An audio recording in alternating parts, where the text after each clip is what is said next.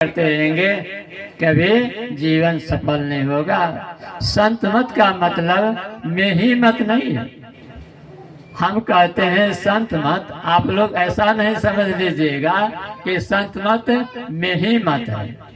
संत मत उसे कहते हैं, संत किसे कहते हैं? जो शांति को प्राप्त कर लेते हैं संत होते हैं। अब ऐसे संतों का जो विचार है वही तो संत मत है। चाहे वह कबीर बाबा हो, गुरु नानक बाबा हो, दादो, अगर वो शांति को प्राप्त कर लिए हैं तो संत हैं, और उनका जो विचार है वही संत मत है। ऐसे संत मत में उपस्थित होकर के संत महापुरुष को ज्ञान को सुनेंगे, हमारे अंदर में ज्ञान हो जाएगा।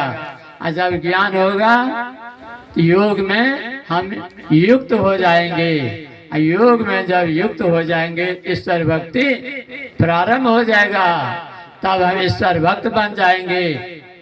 और नहीं तो जन्मों जन्मों से बाहरी भक्ति में लगे हुए हैं, अभी तक लगे हैं, लेकिन अवागमन से नहीं छूटे हैं, दुख से नहीं छूटे हैं, संताप से, शोक से, चिंता से अभी तक हम लोग मुक्त नहीं हो पाए।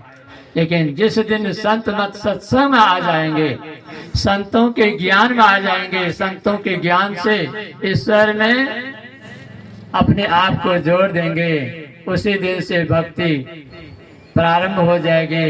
और एक न एक रोज भक्ति के अंतिम शिखर में जाकर के पहुंच करके वह अंतिम सुख के भंडार को, शांति को प्राप्त करके आवागमन से सदा के लिए मुक्त हो जाएंगे। यही दो शब्द से आप लोगों का मैं सेवा किया। समय ज्यादा हो रहा है, फिर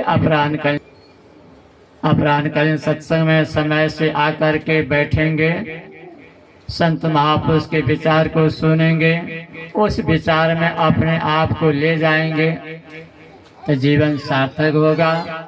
संत महापुरुष के विचार में अगर हम नहीं जाते हैं